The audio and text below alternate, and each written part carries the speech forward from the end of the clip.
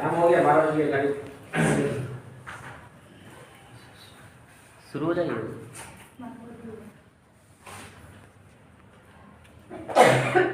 Good afternoon everyone. मेरा नाम नेहा कुमारी है, मैं मॉडल स्कूल की शिक्षिका हूँ और आज मैं आप लोग के पास सामने एक रिसोर्स पर्सन के रूप में आई हूँ। मेरा टॉपिक है न्यू एजुकेशन पॉलिसी, यानी कि शिक्षा नीति। मेरा टाइमिंग है 12 से 1 और मेरा डेट है 3/1/2022।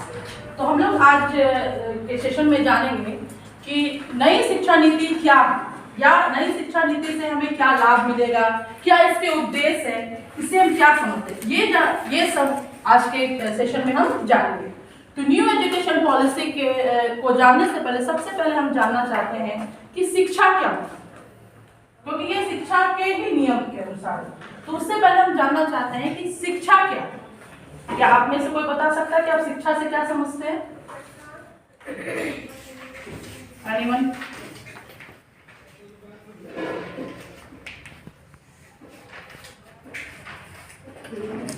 शिक्षा टीचिंग या लर्निंग प्रोसेस को कहेंगे। नॉर्मली शिक्षा का मतलब होता है कुछ भी सीखना, और ये हम लोग पूरे जीवन सीखते ही रहते हैं। ये एक ऐसी प्रक्रिया है जो जीवन पर्यंत चलती रहती है, छोटे से लेकर हम लोग बच्चे से लेकर और अपने मृत्यु तक हम लोग कुछ ना कुछ सीखते रहते हैं। उन सभी को हम लोग शिक्षा में ला सकते हैं। शिक्षा दो तरह की भी होती है, एक तो हम लोग जो फॉर्मल एजुकेशन कह सकते हैं, जो हम लोग स्कूल वगैरह से सीखते हैं, और कुछ इनफॉर्मल एजुकेशन भी होता है जो कि हम लोग बाहरी समाज से या अपने आसपास के माहौल से सीखते हैं। तो सीखने की प्रक्रिया को ही नेचुरल भाषा में कहें या सिंपल भाषा में कहें तो शिक्षा है। Very good. यानी कि शिक्षा क्या है? एक सीखने की कला जिसे हम मरतोदरन तक सीखते रहते हैं। जब तक हम मृत्यु के आसन पे नहीं जाते तब तक हम कुछ ना कुछ एक नई चीज किसी ना किसी से सीखते रहते हैं, और सीखने की कोई उम्र या सीमा नहीं है। तो यहाँ देखिए, शिक्षा ज्ञान, उचित आचरण, तकनीकी दक्षता, विद्या आदि को प्राप्त करने की प्रक्रिया को कहते हैं। यानी कि शिक्षा से हमें ज्ञान और उचित आचरण हमारा जो रहन सहन, हमारा बैठना उठना, ये जो आचरण और तकनीकी दक्षता, विद्या को प्राप्त करने की एक प्रक्रिया को शिक्षा कहते हैं। शिक्षा शब्द जो है वो संस्कृत भाषा की शिक्ष का अर्थ है अप्रत्यय लगाने से बना, यानी कि ये शिक्ष संस्कृत भाषा से ली गई है जिसमें अप्रत्यय लगाने से बना है, और शिक्ष का अर्थ होता है सीखना और सिखाना। जैसा मैम ने बताया है कि शिक्षा क्या है? सीखने की कला, कि हम किसी भी चीज को सीखते हैं या फिर अपने सीखे हुए अनुभव से दूसरों को सिखाते हैं, या कभी कभी हमसे ये भी हो जाता है कि हम दूसरों से ही कुछ सीखते हैं। तो ये सीखना और सिखाना ये एक शिक्षा की कला है जो हम मरतोदरन तक सीखते ही रहते हैं। इसकी कोई उम्र नहीं है, कोई सीमा नहीं है कि हमको इतना ही तक सीखना है। ये सीखना है कि हम कभी भी, जैसे अभी क्लास में अनुभव के दौरान कभी ना कुछ सीख लेते हैं, कभी हम बाहरी दुनिया में बाजार जाते हैं, वहां पे हमें कुछ ना कुछ सीखने को मिलता है, या फिर हम कभी ऐसी परेशानी में आ जाते हैं जिस परेशानी का उलझन, हमें समस्या का उलझन नहीं मिलता है कि समस्या से कैसे निकले, लेकिन अचानक कुछ ऐसी हमारे सामने कार्यक्रम हो जाती है जिसके सीख के हम अपनी परेशानी को अभी समाधान निकाल सकते हैं। तो यही है हमारी शिक्षा। अब आइए, दूसरा पॉइंट जो हमारा है वो है नीति। नीति क्या होती है? नीति का मतलब होता है नियम। नीति का मतलब होता है नियम, मतलब आपके घर में भी एक नियम बना है। हर जगह का एक अपना एक नियम होता है। जैसे आपके घर में भी सोने का नियम, खाने का नियम, घर के आने का नियम, या घर में कैसे बैठना है, या घर में कैसे किस तरह की बातें बोलनी है, वो सब के एक नियम बनाए जाते हैं, और उस नियम के अनुसार हमारे घर में हमें रहना पड़ता है। आप जब बाजार जाते हैं या सड़क पर चलते हैं, सड़क पर चलने के लिए एक नियम है कि आपको बाईं ओर जाना है, और कहाँ पे आपको कैसे रुकना है इसके भी नियम। जैसे अगर रेड लाइट जल रही है तो यानी कि आपको वहां पे रुकना है, और आपको जब आप ग्रीन बत्ती जल रही है यानी कि आपको वहां से चलना है। ये क्या है? ये आपके एक ट्रैफिक नियम कि आप जब रोड पे सड़क पे चल रहे हैं तो चलने की आपकी एक नियम बनाएंगे, और उस नियम का पालन आपको करना। उस पालन के तहत ही हम सड़क पर अपना आना जाना की प्रक्रिया को करते हैं। स्कूल में ही जब आप आते हैं तो ऐसे तो नहीं कि आप जब मन तब स्कूल चले आइएगा या जब मन तब आप चले जाइएगा। तो स्कूल आने के भी आपकी क्या एक नियम है। जैसे आपको 7 बजे तक विद्यालय आ जाना है और 2 बजे जब आपकी छुट्टी होगी तब आपको जाना है।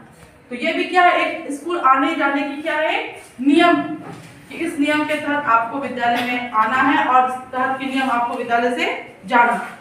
आए गए बच्चों जो स्कूल में आते उनके बच्चों के लिए भी बहुत सारे नियम बनाए गए कि उनकी जैसे कि बनाया जाता है कि 8 क्लास तक उनके 8 पीरियड तक उनकी शिक्षा चलेगी। फर्स्ट पीरियड ये, दूसरी पीरियड ये सब क्या है, एक नियम है और उस नियम के तहत उनको शिक्षा प्रदान की जाएगी। जब बच्चे ग्राउंड में भी खड़े होते हैं असेंबली के लिए, वहाँ पे भी नियम बनाए गए कि हर बच्चा अपनी अपनी कक्षा के में क्रमबद्ध लाइन में। ये नहीं है कि तीसरा क्लास का बच्चा 4th क्लास में जाकर लग जाएगा या 10वीं क्लास का बच्चा 9th क्लास में लग जाएगा, ऐसा किसी भी स्कूल में असेंबली में नहीं होता। तो ये क्या असेंबली के भी एक क्या है नियम है। बिना नियम के आप कोई भी कार्य नहीं कर सकते। कोई भी कार्य करने के लिए एक नियम होना बहुत जरूरी होता है। उससे क्या होता है कि हमारा कार्य सही ढंग पे और एक उचित तौर पे और सही से वो हमारा कार्य संपन्न हो जाता है। उसी प्रकार यहाँ शिक्षा की भी एक नीति है, जैसे नीति का मतलब क्या है, उचित समय या उचित स्थान पर उचित कार्य करने की कला को क्या कहते हैं, नीति कहते हैं। यानी कि उचित समय पे हम अच्छे कार्य को जब करते हैं तो वो हमारी क्या कहलाती है, नीति कहलाती है। उसी को हम लोग यहाँ पे क्या है, शिक्षा नीति के तरफ जानते हैं, जो हमारा टॉपिक है नेशनल एजुकेशन पॉलिसी यानी कि शिक्षा नीति। अब हम लोग जानेंगे कि शिक्षा नीति क्या है। अब हम लोग जानेंगे नेक्स्ट पॉइंट हमारा क्या है कि शिक्षा नीति। हम लोग जान गए कि शिक्षा क्या है, नीति को भी जान गए। शिक्षा नीति बच्चों की शिक्षा के लिए बनाई जाती है, जिससे केंद्र सरकार द्वारा बनाया जाता है। इसके अंतर्गत शिक्षा की व्यवस्था की जाती है, जो कि एक तरह के पैटर्न के अनुसार पूरे देश पर लागू होती है। शिक्षा क्या होती है, एक बच्चों के लिए नियम बनाया जाता है ना, और ये सरकार द्वारा बनाया जाता है और उस नियम के अनुसार हम अपने विद्यालय जो जितने भी विद्यालय उस नियम को मानते हैं और उसके अनुसार हमें चलना। जैसे सीबीएसई एक शिक्षा नीति चलाती है, तो जब सीबीएसई के अंदर जितने भी विद्यालय आते हैं क्या वो अपने मन से चला सकते हैं? अपने मन से क्या प्रिंसिपल कर सकते हैं अपने मन से कि नहीं हम ऐसा ही चलाएंगे, हम हिंदी नहीं पढ़ा के खाली इंग्लिश ही पढ़ाएंगे, ऐसा नहीं है। ये हमें क्या है, अगर हमें एक स्कूल चलाना है या कोई भी संस्था चलाना है तो उसके लिए एक नीति की आवश्यकता है। और वही जैसे शिक्षा नीति भी बनाई गई है, इसमें केंद्र सरकार द्वारा बनाया जाए, जिसके अंदर शिक्षा की व्यवस्था की जाती है, जो कि एक तरह के पैटर्न के अनुसार पूरे देश में और एक पैटर्न बनाया जाता है जो नीति को पूरे देश में लागू की जाती है। ऐसा नहीं कि सिर्फ पटना में चलेगा और फिर बंगाल में नहीं चलेगा या गुजरात में नहीं चलेगा। ये एक पूरे देश के लिए बनाई जाती है और उसके तहत हमें शिक्षा को नीति को मानना पड़ता है और उसके तहत अपने विद्यालय में भी उस नीति को चलाना पड़ता है और उसके अनुसार भी हम जो शिक्षा के हमारे नियम होते हैं कि किस प्रकार की शिक्षा दी जाएगी, कैसे बच्चों को किस विषय की शिक्षा दी जाएगी, बच्चों को कैसे हर क्षेत्र में विकास किया जाएगा, वो सब एक नीति के अनुसार हम अपने विद्यालय में आरंभ करते हैं। तो वही क्या कहलाती है, हमारा शिक्षा नीति। देश में अब तक केवल 3 बार ही शिक्षा नीति बदली गई। जैसे हमारा आज का टॉपिक है न्यू एजुकेशन पॉलिसी, इसमें क्या होता है, न्यू बदलाव। शिक्षा नीति में भी बहुत तरह के बदलाव किए गए। तो हमारे देश में अब तक केवल 3 बार ही शिक्षा नीति बदली। सबसे पहले 1968 में हमारी शिक्षा नीति को बदला गया। सबसे पहले हमारा 1968 में बदला गया था कि उसमें शिक्षा संबंधी में कुछ नीति में जो भी उसका नियम थे उसमें कुछ चेंजेस किए गए थे। उसके बाद 1986 यानी कि 1986 में कुछ बदलाव किए गए। और क्योंकि बदलना क्या है, मनुष्य की एक प्रक्रिया है और एक ही चीज को हमेशा चलता रहना, उससे लोग भी ये हो जाते हैं। तो क्या है कि हमेशा क्या होता है, नियम कानून को थोड़ा सा बदलाव लाया जाता है, जिससे लोगों को नई नियम सीखने को मिलेंगे। जिससे एक ही चीज को आप बार बार करते रहेंगे तो आपको क्या होगा, उससे भर जाता है।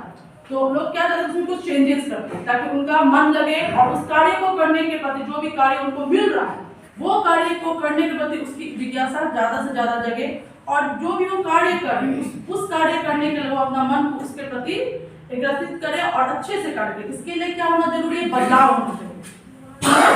बदलाव नहीं आएंगे तो हमारा मन कोई भी कार्य करने से, एक ही कार्य को आप करते रहते हैं तो मन क्या होता है आपका, अक्सर यही तो काम है, करेंगे यही तो काम है, हम कर ही ले, ऐसी भावनाएं आ जाती है। तो उसके लिए क्या करना होगा, चेंजेस आना। इसी प्रकार शिक्षा की नीति में भी 3 बार बदलाव किए गए। पहला हमारा बदलाव 1968 में हुआ, फिर दूसरा बदलाव हमारा 1986 में हुआ गया, और उसके बाद 1986 में जो शिक्षा नीति बनाई गई थी, उसके बाद 1992 में उसके थोड़ा सा उसको बदलाव किया गया।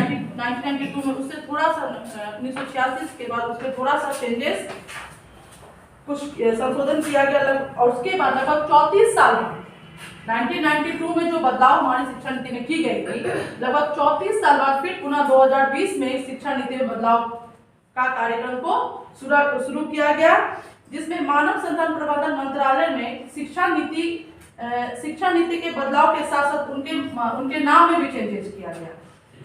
हाँ, जैसे शिक्षा मंत्रालय, जैसे शिक्षा पहले उनका नाम था मानव संसाधन प्रबंधन, लेकिन उसको बदलकर अब शिक्षा मंत्रालय के नाम से जाना गया। अब उनका नाम को भी बदल दिया गया और उनके जगह पर उनका नाम रखा गया शिक्षा मंत्रालय के नाम से उन्हें जाना गया। ये नियम, ये जो बदलाव हुए, ये कस्तूरी रंगन जी के नेतृत्व में बदलाव किया गया, उनके अध्यक्षता में बदलाव किया गया।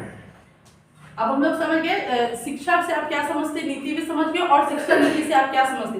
अब जो ये बदलाव न्यू एजुकेशन पॉलिसी में आया, अब वो हम जानेंगे कि क्या उसमें चेंजेस की गई, किस प्रकार उसमें चेंजेस की। इससे पहले हम लोग पुरानी शिक्षा नीति, पुरानी जो हमारी शिक्षा नीति थी उसके बारे में जानेंगे। पहली शिक्षा नीति के हमारा था 10+2, यानी कि 12 साल की जो शिक्षा, उस पर सरकार उस पर ध्यान देते थे। उस समय 10+2 यानी कि 10+2 जो शिक्षा थी, ये हमारे 6 इयर्स के बच्चों से शुरू की जाती थी। यानी कि उस समय 6 साल के बच्चों को विद्यालय जाने की अनुमति थी। 6 साल से कम उम्र के बच्चे विद्यालय नहीं जाते थे। और उस समय की पुरानी शिक्षा नीति में जो 10+2 है, उसमें पहला क्लास से बच्चों की पढ़ाई स्टार्ट की जाती थी। यानी कि 6 साल की उम्र के बच्चे को पहला क्लास में दाखिला लेनी होती थी, और 1 से पहले क्लास से लेकर के हमारा +2 यानी कि इंटर माध्यमिक तक हमारा पढ़ाई शुरू की जाती थी। ये हमारा 10+2 12 साल की शिक्षिका, ये क्या था, हमारा पुराना था, मतलब जो 1986 के तहत था। पुरानी शिक्षा नीति के तहत में हमारा शिक्षा का सूत्र क्या था, जिसे हम फॉर्मूला के नाम जानते हैं 10+2, यानी कि 6 इयर्स के बच्चे से ये स्टार्ट की जाती थी, जो पहली कक्षा से स्टार्ट किया। अब जो हमारा नई सूत्र है वो है नई शिक्षा नीति। नई शिक्षा नीति का है 5+3+3+4 यानी कि 3 इयर्स। ये जो 5 इयर्स है हमारा, यानी कि इसमें हमारा 3 साल आपका प्री प्राइमरी एजुकेशन होगा, ठीक है, और 2 साल हमारा डिवीजन 1-2, यानी कि पहले की शिक्षा नीति में LKG, UKG या नर्सरी की कोई नाम नहीं। हम लोग जैसे पढ़ते आए, हम लोग के समय, यानी उस समय पहले 1 से डायरेक्ट एडमिशन होता, और बच्चों में काफी ज्यादा डर भी रहता था। उस समय के बच्चों में स्कूल जाने से ज्यादा डर रहता था, क्योंकि बच्चे डायरेक्ट 1 से जाते। लेकिन अब हमारे नई शिक्षा नीति में क्या बदलाव लाए गए हैं कि अब शिक्षा 3 साल की प्री, मतलब 3 साल के उम्र के बच्चों को भी स्कूल जाने की अनुमति, मतलब 3 साल से ये बच्चे क्या करते हैं, स्कूल जाना शुरू कर देते हैं, जिसे हम प्राइमरी स्टेज के नाम से जानते हैं, जिसमें आपको नर्सरी, LKG, UKG के तहत इसमें बच्चों को क्या किया जाता है कि खेल कूद से बच्चों को स्टार्ट किया जाता है। मतलब बच्चों को बैठने की अनुमति, इस प्रकार बच्चों को बैठना सिखाया जाता है कि हमें स्कूल में कैसे बैठना है, और कोई पढ़ाई नहीं, बस खेल कूद के द्वारा उसको इतना ये सिखाया जाए कि हमें एक स्थान पे एक पढ़ाई के लिए बैठना है, और बच्चे कैसे बैठते हैं, खेल कूद के हिसाब से बच्चों को पढ़ाई स्टार्ट की जाती है। ये हमारा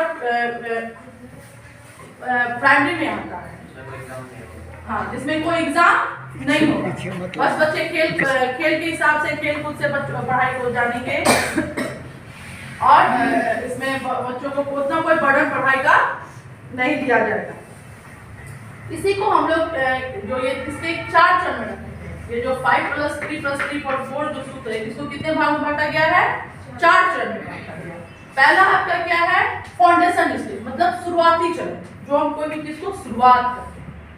दूसरा आपका है प्री स्टेज, तीसरा आपका है मिडिल स्टेज, और चौथा आपका क्या है, सेकेंडरी स्टेज। अब हम ये चारों स्टेज के बारे में जान गए कि पहला क्या है, फाउंडेशन स्टेज यानी कि शुरुआती चरण, दूसरा आपका प्रिपरेटरी स्टेज, और तीसरा आपका मिडिल स्टेज, और चौथा आपका सेकेंडरी। अब ये चारों के बारे में जानेंगे कि आखिर ये चारों क्या। तो सबसे पहले हम लोग जानेंगे फाउंडेशन स्टेज। इसमें फाउंडेशन से जो शुरुआती चरण है, इसमें 3 साल की उम्र से 8 साल तक की उम्र के बच्चों की शिक्षा प्रदान की जाती है, जिसमें 3 साल के, जैसे आपको बताया गया कि प्री प्राइमरी, इसमें 3 साल से बच्चे आते हैं और 8 साल तक के बच्चों की शिक्षा इसमें शुरुआती चरण में होती है। जैसे 3 साल में आपको LKG, नर्सरी, UKG की पढ़ाई होगी, जिसमें बच्चे आएंगे, बैठेंगे, खेलेंगे, कूदेंगे। जैसे कुछ बच्चों को चित्र बना दिया जाएगा, उसे कलर करना सीखेंगे, कलर से ऊपर बच्चे प्रभावित होंगे, कलरों को पहचानना सीखेंगे, रंग की ज्ञान होंगी बच्चों को। ये सब शिक्षा आपको शुरुआती चरण में देगी 3 साल। और बाकी जो तो 2 साल हमारा बच रहा है, 3 साल बच्चे बैठना सीख गए, चित्रों को पहचानना जाने, कुछ नाम जान गए। उसके बाद जो इसमें 3 साल आपका हो गया प्राइमरी, फिर आपका 2 साल बचा, 2 हो गया अपने 1 और 2 की परीक्षा, मतलब जो प्री प्राइमरी के बाद जो पहली और दूसरी कक्षा बच्चे जाएंगे, जिसमें आप लोगों को भाषा इस स्टेज में पहली और दूसरी में बच्चों को भाषा कौशल की शिक्षा को विशेष कि बच्चा भाषा को सीखना सीखेगा कि भाषा क्या, जो बोलते हैं, कि बोलना और पढ़ना वो क्या है, तो भाषा से बच्चों को अवगत कराया जाएगा। बच्चा पहली और दूसरी कक्षा में भाषा से सीखेगा कि भाषा क्या और शिक्षण के विकास का ज्ञान, उसे भाषा के प्रति उन्हें ज्ञान दिया जाए। ये आपका आ गया शुरुआती चरण। दूसरा आपका है प्री प्रेपरेटरी स्टेज, यानी कि प्री प्रेपरेटरी स्टेज। इसमें इस क्षेत्र के बच्चों को क्षेत्रीय भाषा पढ़ाया जाएगा। क्षेत्रीय भाषा मतलब हमारी अपनी जो क्षेत्र की भाषा होती है, जैसे हर क्षेत्र, यहाँ लोग हर क्षेत्र से आते हैं, कुछ ग्राम के, कुछ शहर से है, कोई अलग अलग शहरों के लोग होते हैं, तो हर शहर की अपनी अपनी एक भाषा होती है। पटना की भाषा अलग है, दरभंगा की भाषा अलग है, हर एक जगह की जो क्षेत्रीय भाषा, तो सभी की अपनी अपनी अलग भाषा होती है। तो इस जो दूसरा जो आपका स्टेज आ रहा है प्री प्रेपरेटरी स्टेज, इसमें बच्चों को क्षेत्रीय भाषा की शिक्षा पर, यानी कि बच्चों को क्षेत्रीय भाषा पढ़ाया जाएगा। इसके अंतर्गत 3 से कक्षा 5 तक के बच्चे आएंगे, कक्षा 3 से कक्षा 5 तक के बच्चे आएंगे, जिनकी उम्र 11 साल से 8 साल से 11 साल तक के बच्चे की उम्र की सीमा इसमें रहेगी। और ये 3 से 5 तक की कक्षा में बच्चों आएंगे जिनको भाषा से कौशल और विकास कराया जाएगा। भाषा का एक कौशल जो होता है उसका विकास बच्चों को इसमें कराई जाएगी। और विशेष करके इसमें ज्यादा भाषा, उनकी क्षेत्रीय भाषा पर ध्यान दिया जाएगा कि क्षेत्रीय भाषा जो जैसे हमारे लिए क्षेत्रीय भाषा हिंदी है, तो हिंदी पे ज्यादा उसको फोकस किया जाएगा।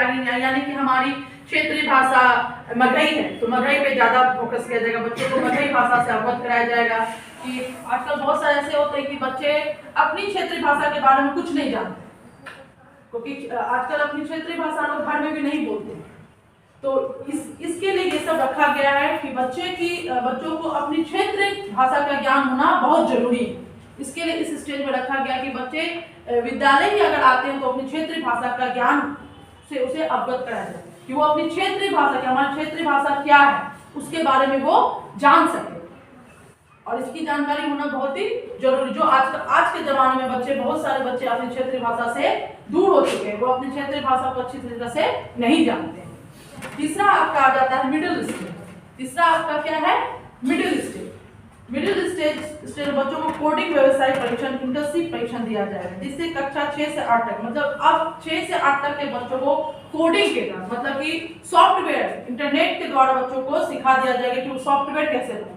मतलब नेट के द्वारा बच्चों को मतलब बता दिया जाएगा कि आपको पढ़ाई के साथ साथ प्रैक्टिकल भी बताया जाएगा कि आप नेट से कैसे पढ़ सकते हैं, या ऑनलाइन क्लासेस के बारे में जो आजकल हमारे चल भी रहे हैं उनके बारे में बच्चों को इस मतलब 6 से 8 तक के बच्चों को, कक्षा 6 से 8 तक के बच्चों को इंटर्नशिप के बारे में, कोडिंग के बारे में कि कैसे वो एक सॉफ्टवेयर तैयार करेंगे, नेट से कैसे वो जुड़ेंगे, वो सब के बारे में बता दिया जाएगा। फिर लास्ट आपका चौथा क्या है? Secondary stage. सेकेंडरी स्टेज में आपको 9वीं से लेकर के 12th तक के बच्चे आते हैं, मतलब 9वीं कक्षा से लेकर के 12वीं तक के बच्चे इसमें आएंगे। इसमें बच्चों को शामिल किया। इस प्रक्रिया में बच्चों को खुद से विषय चुन सकते हैं। ये पहले भी प्रक्रिया थी और आज भी कि इस स्टेज में बच्चे अपने से विषय को चुन सकते हैं कि वो किस विषय में सक्षम है आगे की पढ़ाई करें। इसमें ये नहीं है, थोपा नहीं जाएगा कि बच्चों को यही विषय पढ़ना है। इसमें बच्चे क्या करते हैं, जैसे 10th के बाद बच्चे अपने से विषय चुन सकते हैं और विषय चुनने के उससे जो विषय अच्छी लगती है उस विषय में वो अपनी पढ़ाई को आगे कर सकते हैं। और उस जिस विषय में बच्चे अच्छे, जैसे कि साइंस है, कॉमर्स है, आर्ट्स है, इस 3 भागों में बच्चों को बांटा जाता है।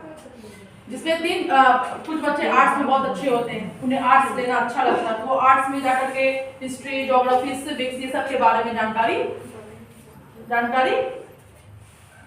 लेते हैं। उसके साइंस में आपका आ जाएगा जैसे कि फिजिक्स, केमिस्ट्री, बायो, वो आप उस साइंस के क्षेत्र में बच्चों ये 3 सब्जेक्ट के बारे में रुचि लेंगे। मैथ्स भी है। तो ये आपका हो गया कि बच्चे को जिस क्षेत्र में जिसमें रुचि है उसमें जा सकते हैं। हाँ, जिसमें वो रुचि ले, जिस सब्जेक्ट में होगी। ये आपको एक टीचर के द्वारा नहीं थोपा जाएगा, या फिर एक मतलब शिक्षा संस्थान के द्वारा आपको नहीं जोड़ा जाएगा, नहीं आपको मैथ्स ही लेना, नहीं आपको साइंस ही लेना।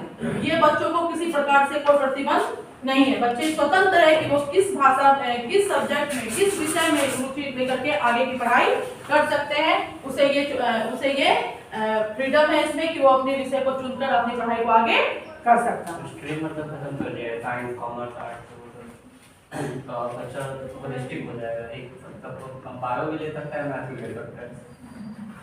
ठीक, अभी वाले में नया वाले में यही सिस्टम लाया जा रहा है। अब स्ट्रीम में आपको ये नहीं, आप थोपा नहीं जाए, मतलब आप जो भी सब्जेक्ट चाहे तो लेके उसको पढ़ सकते हैं। तो ये हो गया कि हमारी नई शिक्षा नीति के 5+3+3+4 को 4 भागों में बांटा गया। 4 भागों के बारे में हम लोग जाने। नेक्स्ट हमारा है कि राष्ट्रीय शिक्षा नीति के मुख्य उद्देश्य क्या है। किसी भी चीज को जब हम लागू करते हैं तो हमारा एक मुख्य उद्देश्य होता है। कोई भी कार्य हम करते हैं दुनिया उद्देश्य का नहीं होता, हमारा एक उद्देश्य होता है कि जो भी कार्य हम करें वो उस उद्देश्य में पूर्ण हो सके, हमारा कार्य क्या हो सके, अच्छे ढंग से पूर्ण हो सके। तो इस राष्ट्रीय शिक्षा नीति के भी एक उद्देश्य पहला आपका पॉइंट है, छात्रों में वैज्ञानिक मनोवृत्ति के साथ साथ चारित्रिक और आध्यात्मिक मूल्यों का विकास। मतलब छात्रों में वैज्ञानिक मनो का ज्ञान और वैज्ञानिक का विज्ञान होने के साथ साथ चारित्रिक मतलब हमारा चरित्र का भी निर्माण हो। बच्चे हमारे उठने बैठने, हमारे पढ़ने का मतलब उठने बैठने, हमारे कैसे पढ़ना है, क्या नहीं पहनना, उसका भी बच्चों को ज्ञान होना चाहिए कि हमें हमारे देश में कैसा पहनावा है, उसके अनुसार बच्चों का विकास होना चाहिए। आध्यात्मिक मूल्यों का विकास करना मतलब धर्म के प्रति भी बच्चों को विकसित करना, बच्चों को धर्म की भी शिक्षा देनी चाहिए। आजकल बहुत सारे बच्चे हैं कि धर्म से हट गए, बहुत बच्चे पूजा पाठ ऐसा नहीं करते, तो वो भी है कि हमें वैज्ञानिक मनोवृत्ति के साथ आध्यात्मिक मूल्य का विकास, बच्चों में आध्यात्मिक का भी विकास कराना जरूरी है। दूसरा आपका है कि छात्रों में कार्यनिष्ठा, धर्मनिरपेक्षता और सामाजिक न्याय के प्रति वचनबद्धता, देश की एकता एवं अखंडता तथा अंतर्राष्ट्रीय समाज को बढ़ावा देना। मतलब छात्रों को कार्यनिष्ठा, कार्य के प्रति छात्रों को जो भी कार्य दिया जाए उसके प्रति वो ईमानदार रहे और ईमानदार धर्मनिरपेक्ष यानी कि हर एक धर्म को मानना, किसी भी धर्म ये नहीं पक्षपात करना कि हम इस धर्म को माने, हर एक धर्म को सम्मान करना चाहिए। और सामाजिक न्याय के प्रति मतलब और हमें जो भी न्याय है, सामाजिक न्याय, उसके प्रति हमें न्यायवर्त होना चाहिए। हमें ये नहीं है कि किसी एक का पक्ष लेकर के दूसरे का पक्ष नहीं, जो न्याय है, जो सच्चाई है, उस पर हमें हमेशा कमिट होना चाहिए, सच्चाई पे हमें हमेशा खड़ा होना चाहिए, जिससे क्या होगी कि देश की अखंडता और अंतर्राष्ट्रीय समाज का बढ़ावा, देश की कभी अखंडता नहीं होगी, देश में कोई विभाजन नहीं होगा और हमारा देश जो है वो अंतर्राष्ट्रीय समाज को और भी आगे बढ़ावा देगा। तीसरा है इनका मुख्य उद्देश्य भारत को एक ज्ञान महाशक्ति बनाना, जिससे कि समाज में बदलाव हो सके। तीसरा इसका उद्देश्य है कि भारत देश को एक महान ज्ञान बनाना। अगर हम ज्ञान रहेंगे, अगर हमें भारत देश के नागरिक अगर ज्ञानी रहेंगे, शिक्षित रहेंगे, तो वो क्या करेंगे, देश को आगे बढ़ाएंगे। जब अगर देश का नागरिक ही शिक्षित नहीं होगा तो देश आगे की ओर नहीं बढ़े, क्योंकि हमारा विवेक, हमारा बुद्धि, हमारा ज्ञान ही है जो हर क्षेत्र में हमें आगे बढ़ाता है। तीसरा इसका मुख्य उद्देश्य है भारत को ज्ञान महाशक्ति बनाना, जिससे कि समाज में बदलाव हो, जिससे क्या आ सके समाज में, हम समाज में बदलाव चाहेंगे तो हमें ज्ञान रहेगा या हमें उसकी समझ रहेगी तभी ना कुछ बदलाव ला सकेंगे। अगर जब हमारे पास से कुछ ज्ञान नहीं रहा, कुछ बुद्धि नहीं रही, तो हम समाज में क्या बदलाव लाएंगे। इसलिए इसका मुख्य उद्देश्य है कि भारत देश को एक महाशक्ति है। इसके लिए हमें क्या करना है कि खुद एक ज्ञान बढ़ाना, खुद को बुद्धि लाना है जिसका मुख्य आधार को एक ज्ञान महाशक्ति बना, जिससे कि समाज में भी बदलाव आ सके। अगर देश के लोग ज्ञान शिक्षा प्रदान की जाए, हर क्षेत्र में उसे ज्ञान दिया जाए कि कहीं भी वो फेल नहीं, जब हर एक प्रकार की शिक्षा, हर एक प्रकार की ज्ञान उच्च स्तर पर उसे गुणवत्ता वाली शिक्षा पर उपलब्ध कराई जाए। पांचवा हमारा है बच्चों को संवैधानिक मूल्य, देश के साथ साथ जुड़ाव आदि पर मतलब जोर दिया जाए। यानी कि बच्चों को शिक्षा के साथ साथ हमारे देश का जो संविधान जो हमारे दिए गए उससे भी बच्चों को अवगत कराना कि हमारे देश में क्या संविधान है। जैसे हमारे देश में जो भी संविधान है उससे भी बच्चों को बताना कि हमारे देश में ये संविधान दिए गए हैं, बच्चों को इसकी भी जानकारी देना। बहुत सारे बच्चे आप नहीं जानते हैं कि हमारे देश में कितने संविधान हैं, किस संविधान हमें के तहत हमें क्या करना है। तो इसकी भी शिक्षा नई एजुकेशन पॉलिसी का उद्देश्य है कि बच्चों को की पढ़ाई के साथ साथ बच्चों को संवैधानिक सिद्धांत भी देना कि हमारे देश में क्या सिद्धांत, क्या नियम बनाए गए और किस नियम के तहत हमें चलना है। ये भी शिक्षा उन्हें बच्चों को देना जरूरी है। राष्ट्र की प्रगति को बढ़ावा और राष्ट्रीय एकता की भावना को सुदृढ़ करना, मतलब राष्ट्र की प्रगति, राष्ट्र को प्रगति मतलब आगे बढ़ाना, राष्ट्र को आगे बढ़ाना और राष्ट्रीय एकता की भावना को सुदृढ़ करना, यानी राष्ट्रीय एकता को मजबूती से बनाए रखना। ये भी बच्चों की शिक्षा देना बहुत जरूरी है कि कैसे हम राष्ट्र की एकता को बनाए रखें। हमें हर परेशानी में एक साथ रहना है और राष्ट्रीय एकता को सुदृढ़ करने की मजबूती से बनाना है और हमेशा राष्ट्र को क्या करना है, आगे बढ़ाने की, और बच्चों को आकर्षित करना है कि आप हर क्षेत्र में अपने राष्ट्र को आगे बढ़ाने की कोशिश करिए। ये क्षमता बच्चों में देनी चाहिए। छठा हमारा है प्राथमिक स्तर के सभी बच्चों को अनिवार्य निःशुल्क शिक्षा की व्यवस्था, मतलब प्राथमिक स्तर के जो बच्चे होते हैं उन्हें शिक्षा निःशुल्क दी जाए, बिना किसी कॉस्ट के, बिना किसी पैसा के बच्चों को शिक्षा। क्योंकि आजकल बहुत सारे ऐसे होते हैं कि बहुत सारे बच्चे की पढ़ाई पैसों की वजह से वो शिक्षा ग्रहण नहीं कर पाते। बहुत सारे माता पिता के इतने सक्षम नहीं होते हैं कि जिनके बच्चे 3-4 बच्चे होते हैं वो इतने सक्षम नहीं होते कि हर एक बच्चों को शिक्षा प्रदान की जा सके। तो इसके लिए उन बच्चों के ये होना चाहिए कि प्राथमिक स्तर पर सभी बच्चों के लिए अनिवार्य शिक्षा निःशुल्क होनी चाहिए, ताकि वो निःशुल्क होकर बच्चे, हर बच्चे शिक्षा को ग्रहण कर सके। सरकारी स्कूल कितना इफेक्टिव है, इफेक्टिवनेस ऑफ गवर्नमेंट स्कूल आगे बात करें। तो ये हम लोग अभी जानेंगे शिक्षा नीति के मुख्य उद्देश्य के बारे में जानेंगे। अब आइए इसकी विशेषता, इसकी राष्ट्रीय शिक्षा नीति की विशेषता क्या है। नई शिक्षा नीति के तहत शैक्षिक क्षेत्र को तकनीकी से भी जोड़ा जाएगा, जिससे सभी स्कूल में ज्यादा से ज्यादा डिजिटल इक्विपमेंट दिए जाए।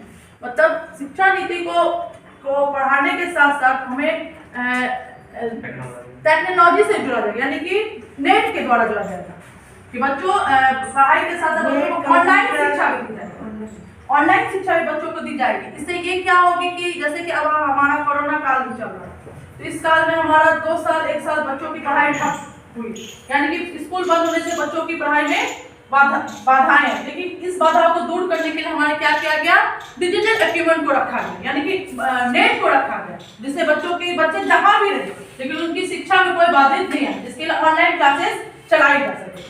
इसमें क्या गया कि बच्चों की पढ़ाई कहीं तरीका से नहीं रुकी। बहुत सारे सरकारी स्कूल में देखते बच्चों की पढ़ाई रुक गई, बहुत ज्यादा रुक गई, क्योंकि वहाँ नेट की वजह से बहुत शिक्षकों को सुविधा नहीं होने के कारण बच्चों की पढ़ाई जो हो रही है 1 साल 2 साल रुक गए।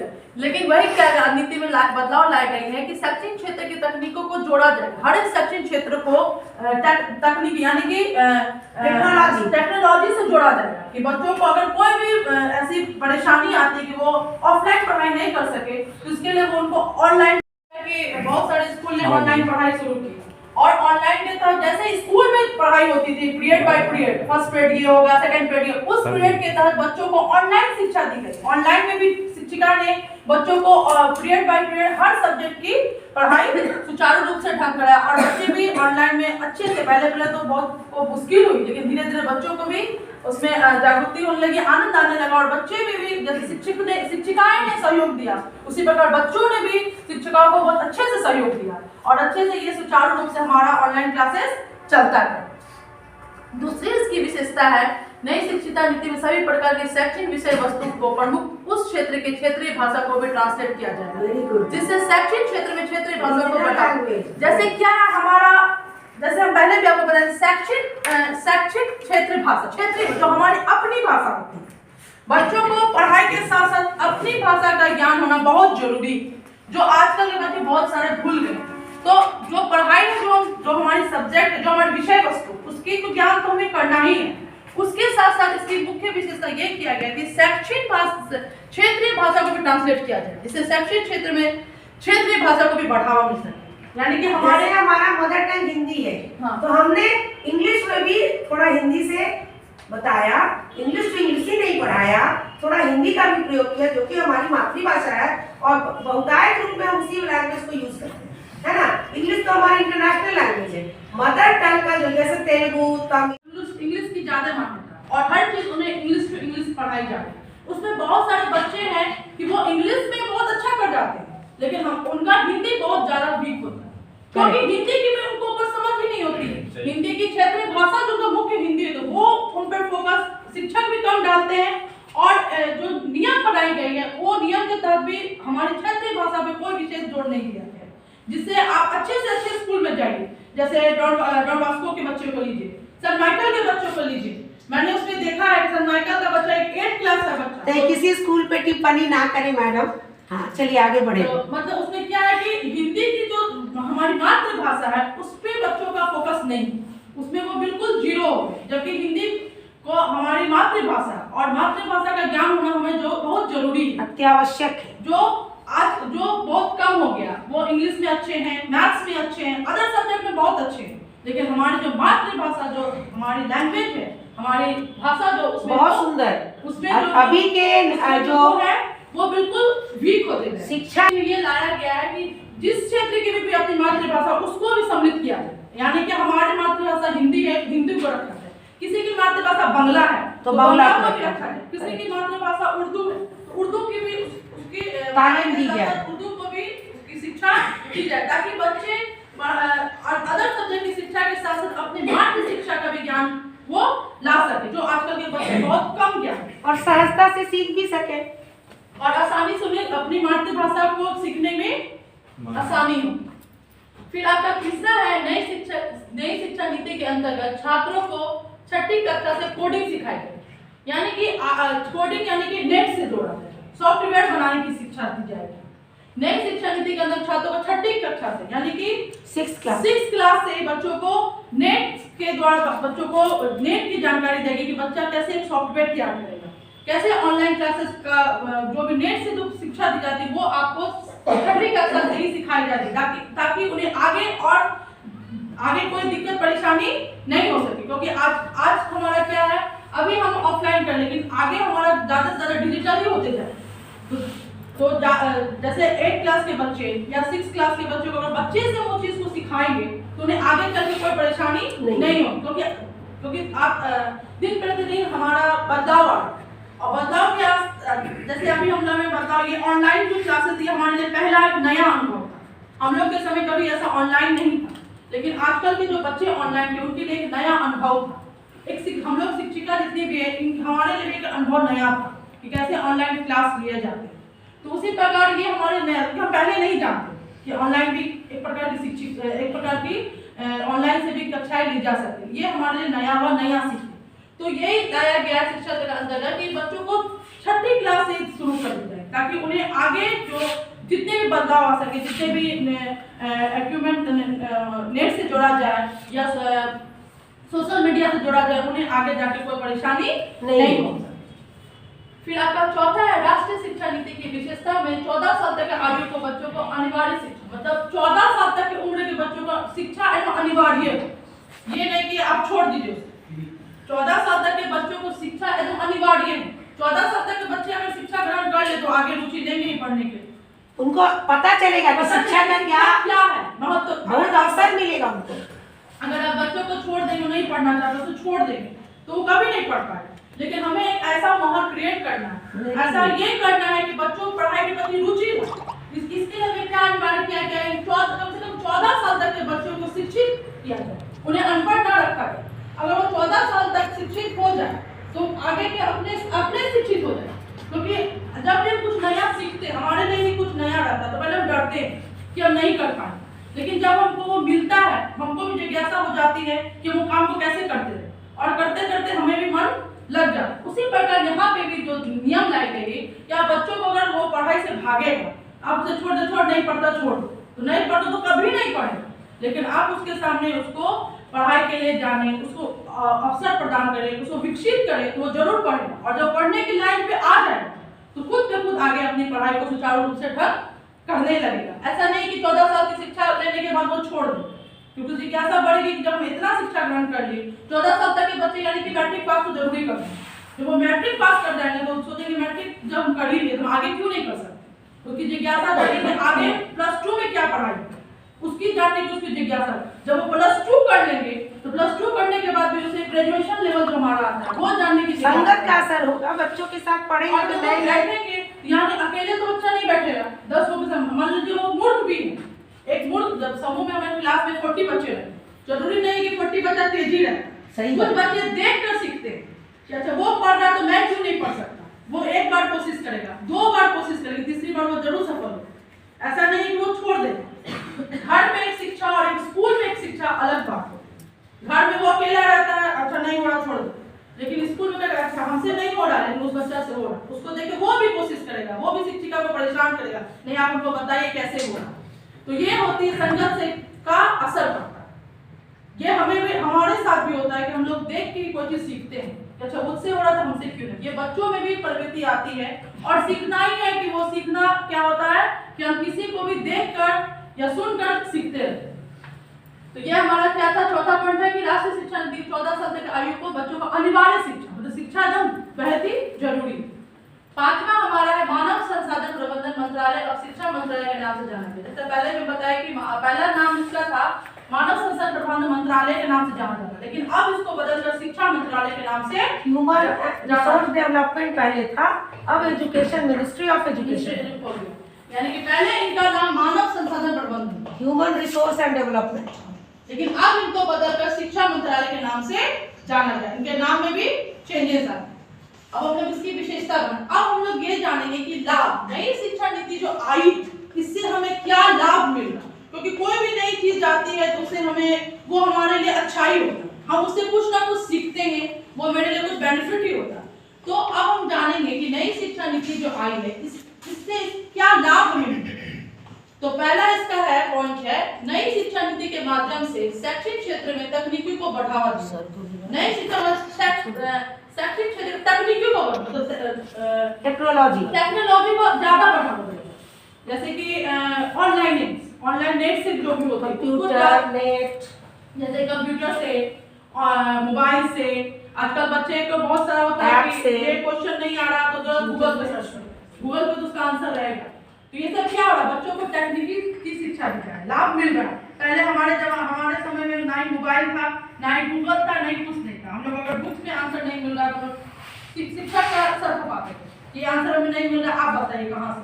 लेकिन आजकल के बच्चे के सामने क्या है, नेट, मोबाइल है, गूगल है, वो जो आंसर नहीं मिलता वो गूगल पे सर्च करके तुरंत आंसर लिख देते। और गूगल में भी जो भी हमारा पुस्तक है, वो पुस्तक का पूरा चैप्टर वाइज आंसर क्वेश्चन सब गूगल पे, वो बस ट्रांसलेट करते हैं और उनका आंसर उन्हें मिल जाता है। तो ये नई शिक्षा नीति से हमें ये लाभ मिल रहा है कि बच्चे को अगर आंसर नहीं मिल रहा या कुछ उन्हें प्रॉब्लम है, तुरंत नेट पर जाकर सर्च करके उसे प्राप्त कर लेते हैं, वहां से वो अपनी शिक्षा को ग्रहण कर लेते हैं। दूसरा क्या है, स्वास्थ्य नीति के तहत छात्रों को स्वास्थ्य पर साथ साथ बच्चों के स्वास्थ्य पे भी ध्यान दिया जाएगा कि बच्चों का स्वास्थ्य कैसा है, और बच्चों के स्वास्थ्य पे ध्यान दिया जाएगा। और साथ साथ बच्चों को स्वास्थ्य कार्ड, एक जो हेल्थ कार्ड होती है, वो बच्चों का स्वास्थ्य कार्ड भी बनाया जाएगा, जो हमारा कहा किसके तहत होगा, विद्यालय के तहत एक कार्ड बनाया जाएगा। और बीच बीच में बच्चों का स्वास्थ्य के प्रति चेकअप भी कराया जाएगा। उसको कौन कराएगा, हमारे शिक्षण संस्था का बच्चों का चेकअप कराया जाएगा कि क्या इसके परेशानी है, क्या इसकी बीमारी है, क्योंकि बहुत सारे बच्चों में कुछ होती है जो हम नहीं जान पाते, जिसकी जानकारी एक शिक्षक को होना या स्कूल के जो मेन प्रिंसिपल उन्हें जानना बहुत जरूरी होता है कि बच्चों को क्या परेशानी है, क्या दिक्कत है। तो इसके लिए बच्चों का स्वास्थ्य पर विशेष ध्यान दिया जाएगा और उसके लिए एक स्वास्थ्य कार्ड भी बनाया जाएगा। तीसरा है, नई शिक्षा नीति के अध्यापन के माध्यम से शिक्षकों को समय समय पर उनके कार्य प्रदर्शन के आधार पर पदोन्नति को रखा, पदोन्नति मतलब प्रमोशन, ये भी नया नियम लाया गया कि जिस शिक्षा का कार्य बेहतर हो, जो शिक्षक अपना कार्य बेहतर देंगे समय पे, उनका क्या होगा, समय समय पर के साथ साथ उनके कार्य को देखने के साथ साथ कार्य कैसा उनका कार्य, उन्होंने अपने क्षेत्र में किस प्रकार कार्य किया, उस कार्य को के साथ साथ उनका प्रमोशन भी रहता है। मान लीजिए आप मिडिल में पढ़ाती हैं, मिडिल में आपका कार्य अच्छा है तो आपको मिडिल से किस प्रमोशन तक कहाँ दिया जाएगा, हायर क्लास में दिया जाएगा। मान लीजिए आप 6 से 8 तक को पढ़ा, 6 तक के 8 तक के बच्चों में आपका कार्य बेहतर है, आपके कार्य को प्रिंसिपल को अच्छा लगा, या आपके जो भी आपके हेड है उनको अच्छा लगा, तो आपको क्या कर देंगे, समय पर आपकी प्रमोशन कर देंगे, यानी कि पदोन्नति कर देंगे, यानी कि आपको सेकेंडरी से आपको हायर में कर देंगे, यानी कि आप अब हायर में चल जाएंगे। ये क्या होगा, ये होता है अध्यापन के माध्यम शिक्षकों के समय से उनके कार्य प्रदर्शन, कि आप समय समय अपना कार्य को कैसा प्रदर्शन कर रहे हैं, किस प्रकार आप अपना कार्य कर रहे हैं, उसके अनुसार आपका क्या होगा, समय समय पर आपकी प्रमोशन हो जाए। छात्रों पर पढ़ाई को बोझ कम करने के लिए हर संभव कोशिश करें, मतलब छात्रों का जो पढ़ाई का बोझ है, इससे क्या बोझ को भी कम कर दिया गया है, यानी कि बच्चों का जो बस्ता, उस पर भी ध्यान दिया गया है। बच्चों का बस्ता जो होगा, बैग जो वो कम से कम, यानी कि बच्चों को लाने ले जाने का जो वो होता है, जिससे बच्चों का खर्च होता है वो कम किया जाए, यानी कि बच्चों का बस्ता पे विशेष ध्यान दिया जाएगा कि वो कम हो सके।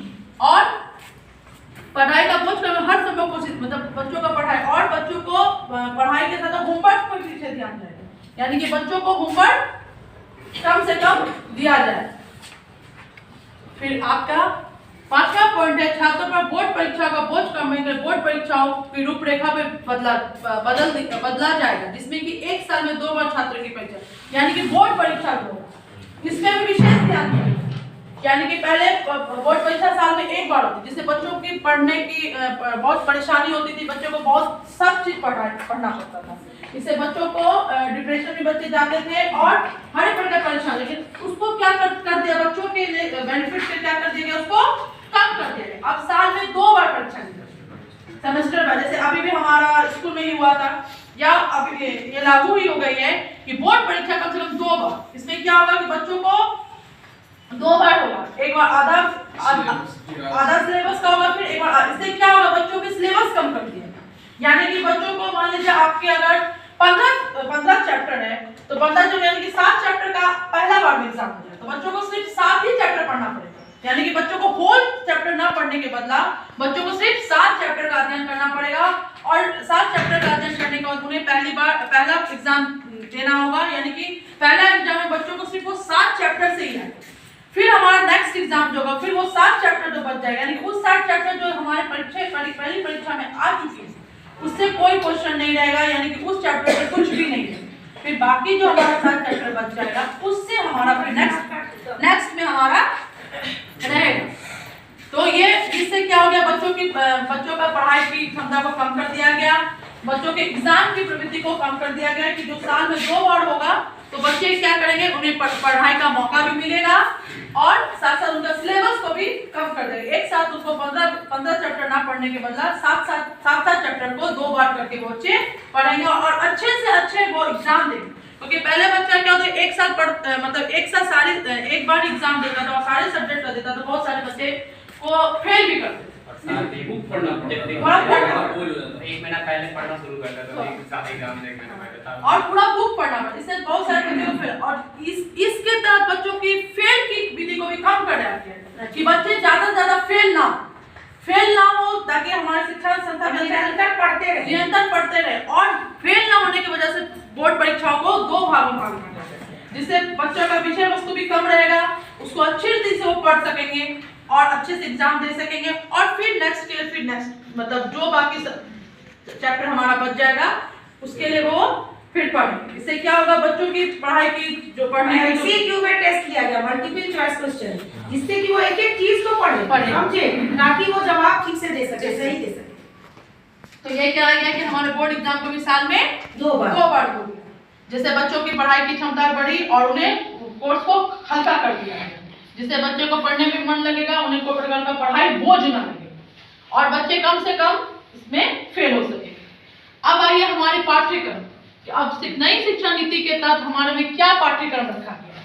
तो पहला आपका कक्षा तीसरी से पांचवी तक के छात्रों को प्रतिदिन 2 घंटे का गृह कार्य, मतलब कक्षा तीसरी से पांचवी तक के जो बच्चे रहेंगे उसको कक्षा में पढ़ाई के साथ साथ ऐसा गृह कार्य दिया जाए किसी को वो 2 घंटा में उसका गृह कार्य खत्म हो जाए। ऐसा गृह कार्य मान लीजिए कक्षा 3 से कक्षा 8 तक 5 तक के बच्चों को 8 पीरियड पढ़ाई होती है, तो 8 पीरियड का अगर होमवर्क आप देंगे तो 8 विषय का होमवर्क हो जाएगा, तो बच्चों को कम से कम 3-4 घंटा जरूर लगेगा।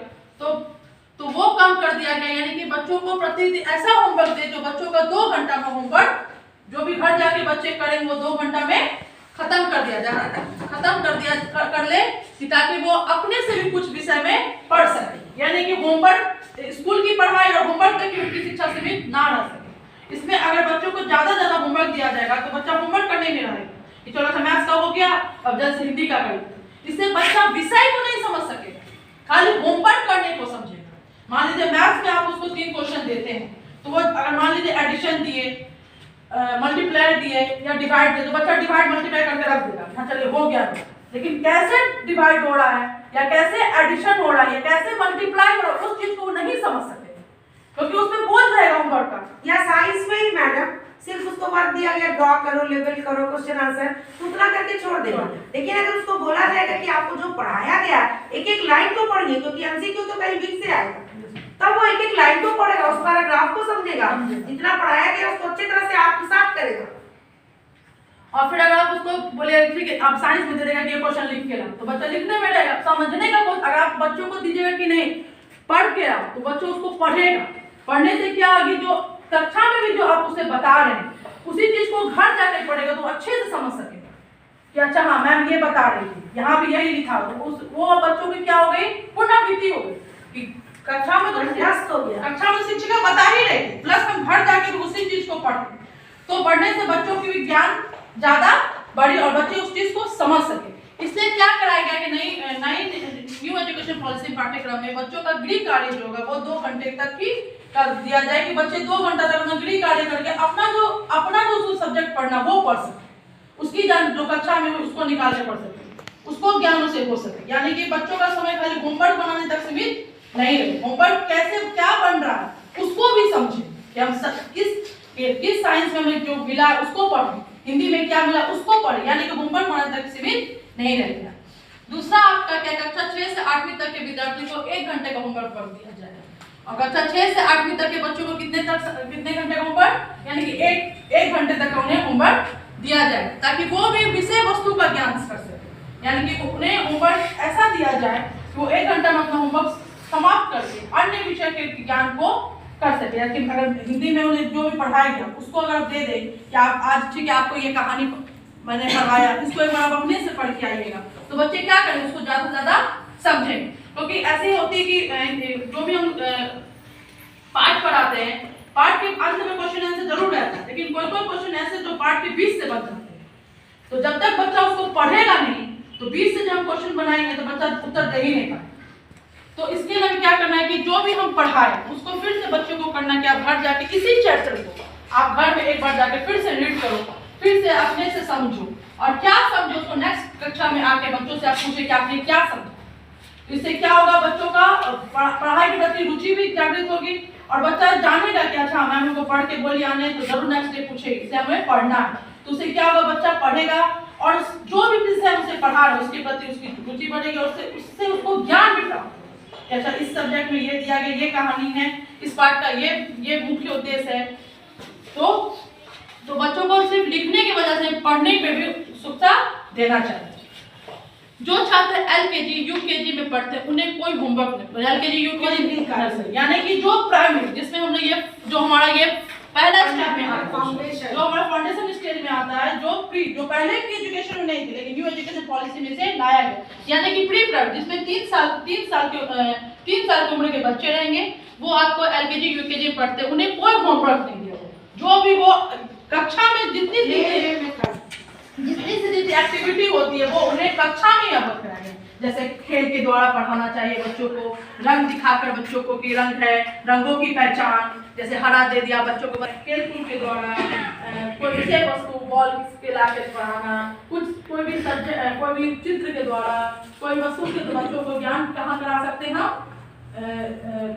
कक्षा में करा सकते, उन्हें कोई प्रकार का होमवर्क नहीं देना है, क्योंकि छोटे बच्चे रहेंगे जितना आप उसको खेल के द्वारा पढ़ाएंगे बच्चे उतना उत्साहित होंगे और उस चीज को जाने, क्योंकि बच्चा जो है वो जल्दी ज्यादा सीखता है और बच्चों के साथ जितना हम प्रैक्टिकल करके दिखाते हैं बच्चों प्रैक्टिकल को ज्यादा कैच करता है, प्रैक्टिकल से वो ज्यादा सीखता है। यानी कि बच्चों को जितना हम दिखा करके कोई चीज सिखाएंगे, जैसे पोएम ही हो गया या कोई कविता हो गई, तो वो बच्चों को अगर बोलेगा अपने पीछे पीछे बोलो तो वो बोलेगा, लेकिन बोलने का अगर उसको हम कुछ दिखा देते हैं वो देखने के साथ उसको सीखने की प्रक्रिया करेगा, क्योंकि देखने में बच्चों को मन लगेगा कि क्या दिखा रहा है, सुनेगा, उसके तहत ये जो एलकेजी यूकेजी का जो हमारा है इसको जितना तहत हो सके हम शिक्षा अपने कक्षा में ही कार्य कर सकते, इन्हें कोई प्रकार का होमवर्क नहीं दिया।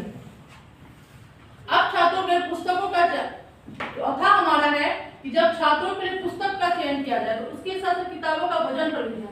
जब हम बच्चों के लिए जब हम विषय वस्तु का अध्ययन ये सूची बनाते हैं कि बच्चों को 6 में मैथ्स, हिंदी, ज्योग्राफी, सिविक्स सब पढ़ना, तो उसको चयन के साथ उसका वजन पे भी हमें ध्यान देना कि बच्चों का जो बस्ता होगा वो कम हो, हल्का हो, यानी कि ज्यादा भारी नहीं हो जिससे वो बोझ समझ के लाने से डर। और एनसीईआरटी की किताबें तो बहुत अच्छी है, बहुत अच्छी और बहुत हल्की, बहुत पतली और बहुत कंटेंट बहुत अच्छा, कंटेंट बहुत, यानी कि ऐसा कंटेंट बनाया जाए कि वो हल्का से हल्का रहे, यानी कि जब बच्चा बुक लाए तो ये नहीं कि अच्छा बोझ लगे, उन्हें ऐसा उनका मतलब किताबों का वजन ऐसा रखना चाहिए, हल्का रखना चाहिए कि बच्चों उसको बोझ समझ के नहीं, अगर बच्चा उसको बोझ समझेगा तो कभी पढ़ नहीं पाएगा। यानी कि बच्चों का जो पुस्तकें रखने की जो चयन करने वो कम से कम वजन का, तो स्कूल को देखना है इस बात को, तो उसके लिए हमें स्कूल संस्था को देखना है कि बच्चों को जो भी हम पुस्तक लागू करते हैं उसकी जो वजन हो कम से कम हो, ताकि बच्चों का कंटेंट अच्छा हो, मैटर अच्छा हो। हाँ, उसके अंदर जो पढ़ाने की कंटेंट जो विषय जानकारी अच्छे से दे सके, भले आपकी पुस्तक पतली हो, हल्की हो, लेकिन उसके अंदर की जो विषय वस्तु वो आपके लिए इम्पोर्टेंट होनी चाहिए, वो आपके लिए इम्पोर्टेंट हो जाएगी, बच्चे उसको सीखेंगे। पुस्तकें मोटी या पतली से संभव नहीं है, बहुत मोटी पुस्तक में ऐसा नहीं कि ज्ञान की बातें रहती है, बहुत पतली सी बात में कभी कभी आप एक न्यूज़पेपर में भी बहुत ज्ञान की बातें सीख लेते हैं, कभी एक पेपर एक पन्ना का रहता है उसमें भी बहुत सारी सी ज्ञान की बातें रहती है जो एक किताब में नहीं लिखी रहती है, कभी रास्ते में भी आप जाते हैं स्ट्रीट में एक पेपर में भी कुछ इंपॉर्टेंट बात लिखी है जिसे हम पढ़ के सीख सकते हैं, तो उसके लिए कोई जरूरी नहीं कि मोटी किताब होनी चाहिए। तो ये हमारे इम्पोर्टेंट दिया जाएगी पुस्तकों का वजन देखना, वजन कम हो और उनके जो मेन विषय वस्तु अंदर की वो ज्यादा इम्पोर्टेंट होनी चाहिए, बच्चे उसको सीख सके। मोटापा या पतला बुक से कोई मतलब नहीं, बच्चा को मोटा या पतला से कोई मतलब नहीं, बच्चों के जो विषय वस्तु उसकी विशेष ध्यान देना चाहिए। तो आज हमारा इस पे ध्यान देना चाहिए। तो आज हमने सबसे पहले जाना कि नेशनल एजुकेशन पॉलिसी क्या है, इसमें हमें सबसे पहले शिक्षा के बारे में जाना कि शिक्षा से आप क्या समझते हैं, फिर मैंने नीति को बताया कि आप नीति से क्या समझते हैं, फिर मैंने शिक्षा नीति से आप लोग क्या समझते हैं कि नीति एक नियम है, हर चीज के लिए नियम बनाते हैं, बिना नियम के आप कोई भी कार्य को नहीं कर सकते, एक स्कूल आने का भी एक नियम होता है, तो बिना नियम के कोई भी कार्य, आप अपने घर का भी कार्य करते हो या कहीं भी जाने का, जैसे मैंने आपको बताया था कि रास्ते में चलने का जो ट्रैफिक उसका भी एक नियम, बिना नियम के आप नहीं चल सकते, आपको फाइन देना पड़ता है, अगर आप रॉन्ग रूट से जाएंगे तो आपको फाइन देना, अगर आप गाड़ी चलाते सीट बेल्ट नहीं लगाएंगे तो आपको फाइन देना, तो हर चीज की आपकी एक नियम, जब आप रोड पर चलने का नियम को मानते हैं उसी के तहत हमारे शिक्षा की नीति में भी एक नियम है और उस नियम के तहत हमारे शिक्षा को ग्रहण करना है और हमारे बच्चों को जो हम शिक्षा देते हैं उसी नियम के अनुरूप अपने बच्चों को भी शिक्षित करना है। पुरानी शिक्षा नीति के बारे में बताया जो 10+2 जो 12 साल की शिक्षा होती थी, उस समय सरकार हमें 12 साल की शिक्षा जिसमें बच्चों को 6 साल की उम्र से स्कूल जाने की अनुमति दी जाती थी, उस समय कोई छोटे बच्चे स्कूल नहीं जा रहे थे। फिर मैंने आपको नई शिक्षा नीति के बारे में बताया, जो नई शिक्षा नीति में 4 स्टेज में बांटा गया, पहला फाउंडेशन स्टेज, दूसरा आपका प्रिपरेटरी स्टेज, तीसरा आपका मिडिल स्टेज, चौथा आपका सेकेंडरी स्टेज। इसके बारे में आपको मैंने बताया फाउंडेशन 5 साल का और प्रिपरेटरी आपका 3 इयर्स का और मिडिल स्टेज आपका 3 साल का और सेकेंडरी स्टेज आपका 4 साल का। फिर मैंने आपको राष्ट्रीय शिक्षा के उद्देश्य बताया, क्या इसके उद्देश्य है। उद्देश्य में भी मैं आपको बताया कि बच्चों को हर क्षेत्र में विकास करना, पढ़ाई के साथ साथ उसके चरित्र पे भी, उसके धार्मिक पे भी, उसके सांस्कृतिक को भी बढ़ावा, कि बच्चे अपने संस्कृति को जाने, अपने धार्मिक स्थिति को भी जाने कि मेरा धर्म के, क्योंकि बच्चे अक्सर पढ़ाई के साथ साथ धर्म में बिल्कुल पीछे हैं, यानी कि बच्चों को शिक्षा देना है पढ़ाई के साथ साथ पढ़ाई भी दीजिए प्लस धर्म की भी हमारी संस्कृति हमें क्या है, संस्कृति क्या है उसके प्रति बच्चों को बताना कि हमें संस्कृति में क्या पहनावा है, कैसे बोलना है, कैसे बड़ों के साथ बैठना है, कैसे हमें बड़ों का आदर करें, ये शिक्षा मुख्य उद्देश्य होनी चाहिए। फिर मैंने आप लोगों को विशेषता बताई किसकी क्या क्या विशेषता है। जैसे इसकी विशेषता है कि इसको तकनीक से जोड़ा जाए। इसकी विशेषता है कि इन्हें तकनीकी डिजिटल इक्विपमेंट से ज्यादा जोड़ा जाए, क्योंकि आगे हमारा पढ़ाई जो भी होगा ज्यादा से ज्यादा डिजिटल ही इक्विपमेंट होगा, ज्यादा ऑनलाइन ही होगी, ज्यादा हमारा सॉफ्टवेयर आ गया मैम, पेटीएम आ गया, ऑनलाइन आ गया, फोन बैंकिंग आ गया, सब चीज हमारा ऑनलाइन से सीखेंगे तभी जानेंगे। सबसे उसके बाद फिर मैंने जाना कि लाभ, इससे क्या क्या लाभ हमें मिले, क्या बेनिफिट मिले। तो हर कार्य करने के पीछे एक लाभ, एक उद्देश्य होना बहुत जरूरी होता है और हमें हर कार्य के पीछे एक लाभ मिले। इसके लाभ में मिला कि सबसे तकनीक से जोड़ा जाए, स्वास्थ्य में भी बच्चों के स्वास्थ्य में ध्यान जाए, जिससे बच्चों के एक स्वास्थ्य कार्ड बनाए जाएंगे। नई शिक्षा के बाद शिक्षकों का समय समय पर प्रदर्शन, जो भी शिक्षक अपने समय पर प्रदर्शन करें, जो भी अपने कार्य का प्रदर्शन करें, उन्हें समय समय पर उनकी पदोन्नति यानी कि उन्हें प्रमोशन भी मिलेगा। शिक्षक के कार्य वो कैसा कार्य कर उसके स्टेज पे उसे आगे की प्रमोशन भी दिया जाएगा। छात्रों को बोर्ड परीक्षा का बोझ कम कर दिया गया, जैसे बच्चों को बोझ ही नहीं, परीक्षा तो बच्चों को बोझ, सबसे ज्यादा परीक्षा बच्चों को बोझ लगता है, बहुत स्ट्रेस होता है मैडम परीक्षा में बच्चों को। सबसे ज्यादा बोझ क्या क्वेश्चन आएगा, कैसे होगा, हम कैसे करेंगे, नहीं करेंगे, वो बोझ को बच्चों का जो माइंड को ये करने के माइंड को स्ट्रेस ना ले उसके लिए क्या किया गया, बच्चों बोर्ड की परीक्षाएं को कम कर दिया गया, 2 भागों में बांट दिया गया कि बच्चों को कम से कम स्ट्रेस हो और कम से कम विषय वस्तु की पढ़ाई करके वो अपने एग्जाम को दे सके। फिर इसके पाठ्यक्रम में बताया कि 3वीं से 5वीं तक 2 घंटा का गृह कार्य होगा। फिर 6 से 8वीं तक के विद्यार्थियों को 1 घंटा का होमवर्क दिया जाएगा। और एलकेजी यूकेजी जो हमारे प्री नर्सरी होते हैं, जो छोटे बच्चे होते हैं, जो सिर्फ स्कूल में आकर अभी बैठना ही सीख रहे हैं, विषय वस्तु के बारे में जान ही रहे हैं, पहचान ही रहे हैं कि विषय वस्तु क्या, तो उसको जो भी हम कार्य कराते हैं वो हम अपने स्कूल में ही करें, ना कि कोई घर में उन्हें कोई प्रकार की कोई बोझ नहीं, जिससे बच्चा डर जाए, बच्चे डरे ना। और ऐसे माहौल बनाना है कि बच्चे हंसते खेलते आए और हंसते खेलते सीख के जाए, जिससे बच्चों को स्कूल आने में कोई डर और कोई भय नहीं रहता। जब छात्रों की और फिर इसका एक पॉइंट है कि जब बच्चों का छात्र का पुस्तक का जो चयन किया जाएगा वो कम से कम हल्का हो, भले विषय वस्तु इंपॉर्टेंट, उसमें विषय वस्तु की इंपॉर्टेंट पे ध्यान देना है, विषय वस्तु उसकी अच्छी होनी चाहिए, ना कि पुस्तक की मोटाई, लंबाई, चौड़ाई, उस पर कोई विषय, बस उसकी विषय वस्तु पे ध्यान देना। तो आज का मैं टॉपिक बहुत अच्छा गया मैम, आपने इतने अच्छे से नई शिक्षा नीति